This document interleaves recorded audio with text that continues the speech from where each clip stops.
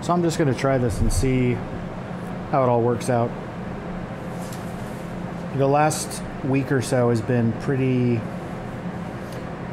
challenging and stressful, to say the least, for people around the world, for sure, longer than the last couple of weeks.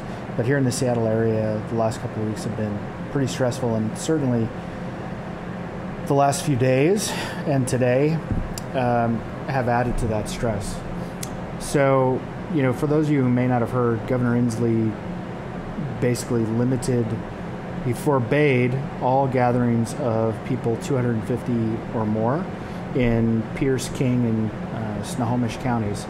We're here in King County, and our service area for the custom plate goes all the way up to Linwood and Woodway and Woodinville and Bothell, east, Kirkland, Issaquah, Bellevue, over to Fall City, and then we have some folks in north, or I guess that's kind of east, northeastern Renton, down into Renton, south to the 405. We have folks in Burien, and then West Seattle, up and down Seattle, North Seattle, downtown proper, and then of course Mercer Island. So many of our clients have actually increased the amount of purchasing that they're doing, which, that's a really good thing. We've also been getting a lot of requests from people to add services. Some of you may not know this, but many of our clients are immunocompromised already, maybe going through radiation or chemotherapy, or have heart disease. With many celiac patients and folks that live on a gluten-free or dairy-free diet. All of this is done in our kitchen that we own, that we built out, that we're not renting from anybody else, down here in South Pioneer Square near CenturyLink. And so one of the amazing things to us is that with the shutdown, there's no one out down here. We also have a small venue that we do weddings and cater events at. We've done bar mitzvahs and Shabbat dinners, small weddings, birthday parties, you name it. We've done these events up to 80 people. Well, the other thing that happened today was that King County, which we're in and our service area is, also shut down, or added, I shouldn't say shut down, they added specific guidelines to any gathering of people that is 250 people or less. Well, you think that wouldn't be a big deal for us, but in fact, the most that we would bring into our venue is, maybe 80 at a stand-up, and for a sit-down dinner, we try to keep that at around 48. We have servers, we have bartenders, we have back-of-house staff that help. And, with my background in healthcare, I've spent almost 30 years in healthcare. Hi, Melissa. I spent almost 30 years, in radiology, nuclear medicine, molecular imaging, neurological surgery, neurosciences. I have a master's degree in business out of CU, Go Buffs, in Colorado. And I did some very specific work when I was in the military around radiological decontamination and emergency response team work. So one of the things that I know really, really well is basic personal protective practices, personal hygiene practices. We take this work very, very seriously. Part of the reason we've been able to do what we do for as long as we've been able to do it and still maintain a small footprint and be a small family-owned business is because of that dedication. One of those things that I've heard so often growing up, and I hear from my wife all the time, is cleanliness is next to godliness, right? You got to keep everything clean. One of Tamara's, one of the things she prides herself on anytime we cater into someone else's house is making it, we don't want people to know we were ever there. We'll come into your house, it may take a little bit of disruption while we get set up, but when our team leaves, we want it to be completely spotless for you. So, some of the restrictions that the King County has acted, that is put out for folks, and I'm just going to read them, right? Because I think it's important you guys understand how this impacts and how this affects small businesses. I mean, I know photographers that are going out of work. I talked to somebody last week who went through a roller coaster because she was laid off from her job. You know, her business, that's a service industry business. Their company had lost several $1 million worth of contracts in a couple of weeks. And she was stressed out trying to figure out, what is she going to do next? Luckily, a big corporation came to the table, Microsoft, and they're willing to continue paying people, which is great, even their subcontractors, because then, she had a full-time job again. And of course, she's working. She's not going to just take that money off for free. But for those of us like, us, the custom plate, that is a small business, and for wedding planners, there are events that are being canceled. There are events that are being postponed. But also what's happening is people are not planning and booking events. They've put everything on hold. We have an author coming into town with another woman out of Denver for a wellness retreat for 25 people that involves a yoga practitioner, involves a sound bath, involves plant-based eating, and this all-day event. Well, now that's been put on hold. It's probably not going to happen in April because people are afraid, and rightfully so. Like, I get it. We have had a high number of at-risk people in the state of Washington that have passed away. And so, when you look at the mortality rate just in the state of Washington, right? How many people have died divided by how many people have so far contracted it, it's a pretty high number. Hopefully that changes. So, all right, so what do they tell us? Specifically, organizers of events of fewer than 250 people must ensure that older adults and individuals with underlying medical conditions that are at increased risk of serious COVID-19 are encouraged not to attend, including employees. So encouraged not to attend, but if Grandpa Joe wants to come, no one can force Grandpa Joe from coming. You just have to at least document that you told them. So what does that look like? Because there's it's a gross misdemeanor if we don't do these things. So what do you have to do? Do I have to have a waiver signed by every single person that's there? Or do I just have Grandpa Joe sign the waiver? I mean, this is frustrating for small businesses. And again, I'm not tooting my own horn, but I have a master's degree in business. I've run $100 million budgets. I've led teams of over 100. This is what I know. Not everyone has that. So the next one, social distancing recommendations must be met. Limit contact to people within 6 feet from each other for 10 minutes or longer. Okay, so let's think about that. I'm gonna have 48 people in here for a sit-down dinner and maybe mingling. What are they gonna do? Hold their arms up and spin in a circle? I mean, some of this is crazy, right? But at the same time, how can a small venue reasonably do it with a small occupancy rate? We can't. So the venue ends up not being used. Then, basically with this number, I could have an event in here for 20 people, and, we'll give each other little walking loudspeakers. I mean, I'm not trying to be funny, but you're gonna have to talk to people 6 feet away. Third thing, employees must be screened for coronavirus symptoms each day and exclude symptomatic. So the big things, right? The big three symptoms are fever, cough, and shortness of breath. And shortness of breath is the scary thing. I mean, I saw a thing last night on the news where they had a radiology group. I forget. I think it's out of Mount Si that they did a retrospective review on all these chest X-rays out of China. Their colleagues in China sent them over.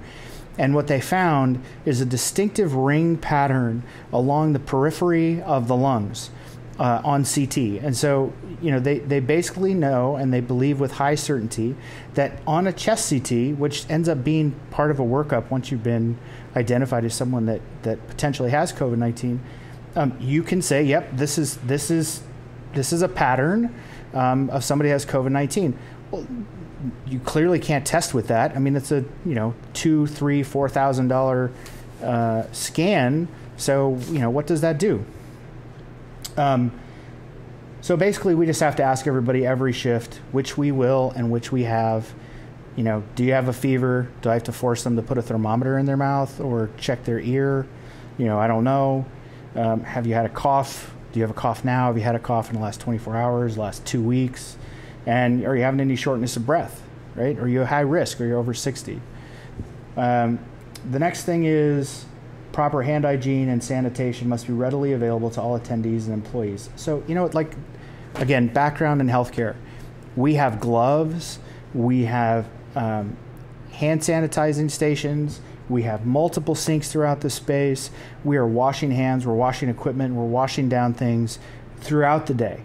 People are here. They're clean. They're bathed.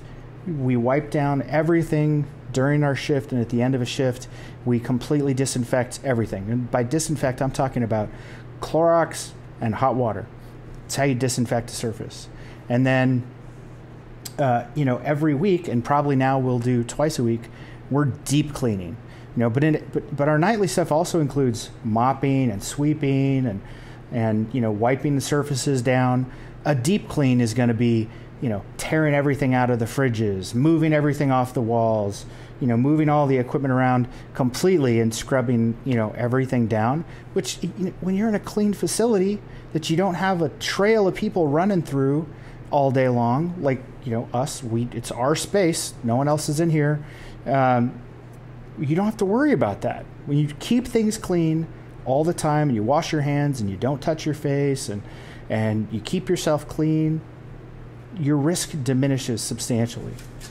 And then the last thing is environmental cleaning guidelines from the U.S. Centers for Disease Control and Prevention are followed. Clean and disinfect high-touch surfaces daily or more frequently, which, again, that's exactly what we do. Years ago, I used to be an administrator at the Seattle Cancer Care Alliance. And, I was there 2 years or so after they had unfortunately lost a few patients during the flu season. And so when I arrived, we had employees already that they were paid to walk around with hand sanitizers and wipes to wipe down high-touch surfaces. High-touch surfaces.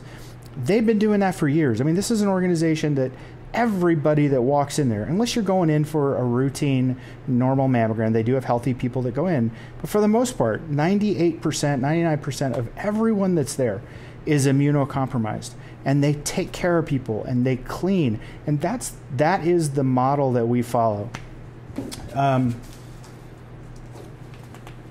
So I know maybe I'm getting a little wordy, but I've been all over social media. I've been all over Facebook. I've been all over Instagram today, letting people know that if you need food, if you need meals, we don't have subscriptions. Well, we do. We have subscriptions now, but they're week by week. We just added them. But we don't lock you into anything. If you just want breakfast, we'll sell you breakfast. If you want lunches, we'll sell you lunches. If you want dinners, we'll sell you dinners. If you want food for 3 days a week, that's fine. If you never want to see a tomato, we'll never give you a tomato. Okay? I mean, we customize our food around you.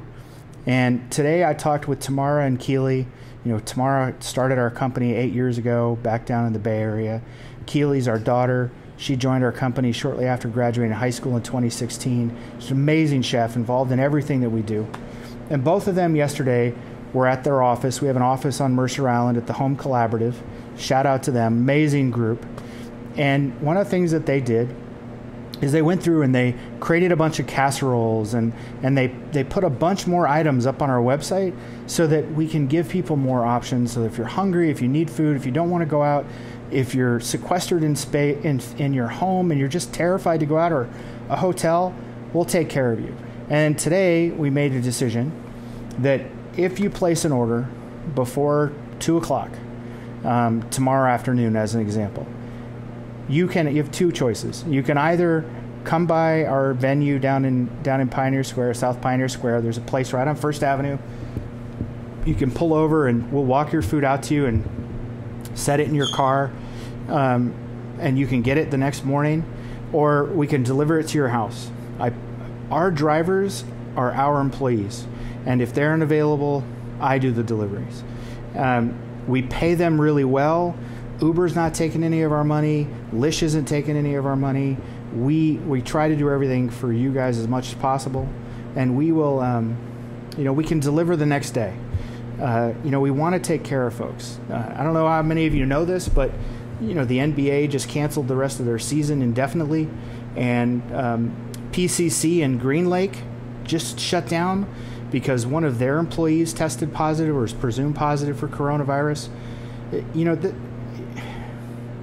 got to take this shit seriously, man. Like, there's lots of jokes going around that I've seen, but this is no joke.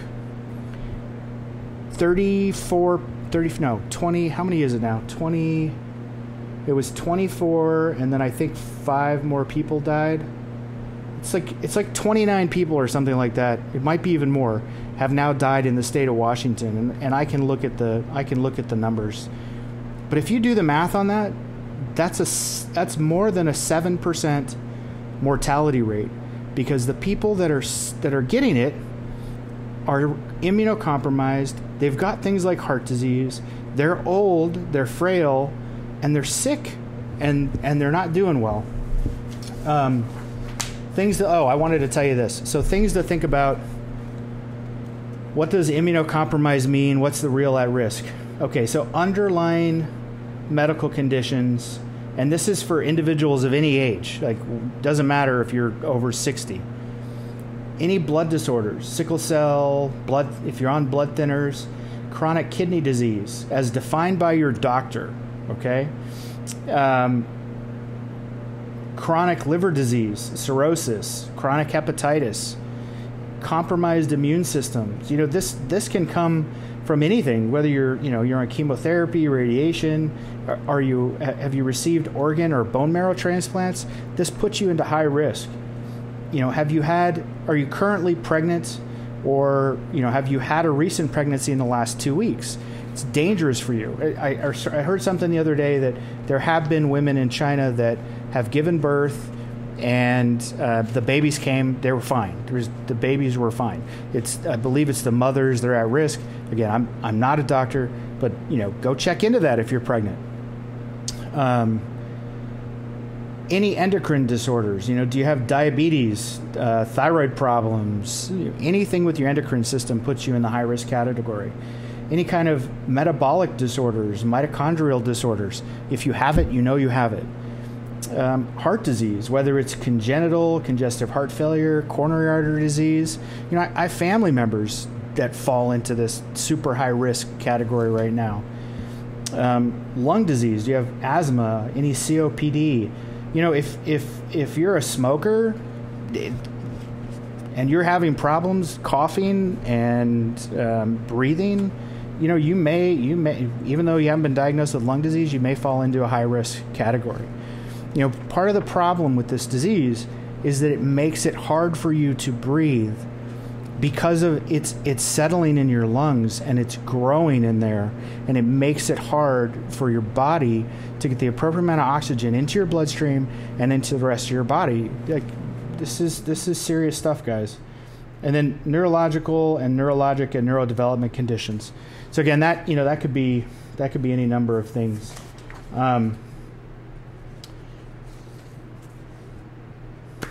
Look, much love for all of you, okay? Years ago, I was in wasn't even severe, it was a mild car accident. And out of that car accident, I sustained a significant brain injury that changed the direction of my life and the way I look at the world. And those of you that have talked to me in depth and know my story, you know this about me. If it wasn't for my wife and it wasn't for my kids and it wasn't for, immediate community, I probably wouldn't be here. I understand people are afraid. We understand people are afraid. We are a meal delivery service. That's what we can do. If you need somebody to go grocery shopping for you, text me. My number's out there. I'm not hard to find. We'll see what we can do. There are so many people that are struggling right now with work, photographers, videographers, other catering companies, other venues. There's a small kitchen, Bounty Kitchen up in Upper Queen Anne, and they have another one down near Denny Blaine, I think. They shut down their Denny Blaine store for a while because they're doing the right thing for their employees. But at the same time, like, no one's out there. So we will do what we can as we can to help you. If you have any questions at all, you can text me, you can call me, you can email me, you can reach out to me on Facebook, you can reach out to Tamara, to Keely, whatever you need, we'll take care of it. You will get good, healthy food from us. You will not get sick from us. We've been working with immunocompromised patients for the last 5 years easily, in different places around the country, not just here in Seattle. And this is what we do. This is what we love to do. Anyway, if you have any questions, I can hop in and answer them. I don't know if there were any. Things were kind of scrolling quickly, but if you have questions, I'm happy to answer them.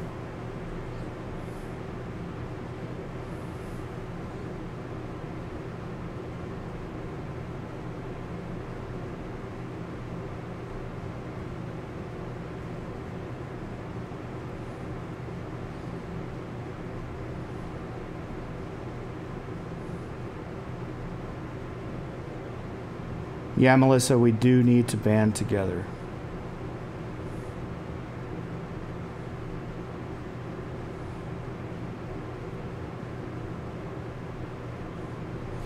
So Tamara wants me to show you our kitchen. So let me turn this camera around. Hang on. I can figure out how to do this. There we go. So these are our 3 of our fridges. Now I've got my laptop is sitting up here on the stand, so I apologize it's there. I was trying to set up the video to make life easy, but that didn't really work. You know, this is our space. We don't use gas. Everything is electric. We own all this equipment. It's all brand new. This goes out to our loading dock out here.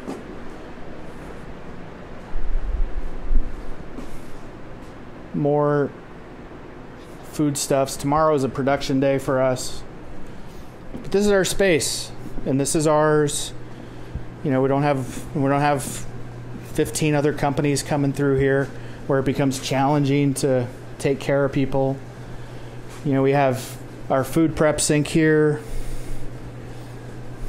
And then over here is where our dishes end up getting done. This is all signed off by the Department of Public Health. We did all this plumbing in here. Dishes. Anyway, this is our space. We're here a lot. If you need anything, reach out. If you want to come and talk to me, I'm usually here on Mondays at Feast Pioneer Square, which is 562 First Avenue South on Mondays between like 10 to 3. Just come in, come talk to me. I'm happy to see what we can do to help you out. In the next couple of days, I'm going to be walking up and down the block, talking to all of the apartment buildings and condos that are around here and reaching out to those people. You know, we meet people all the time that just, they don't know how to cook, or no one's ever told them how to cook, and now they're not going out.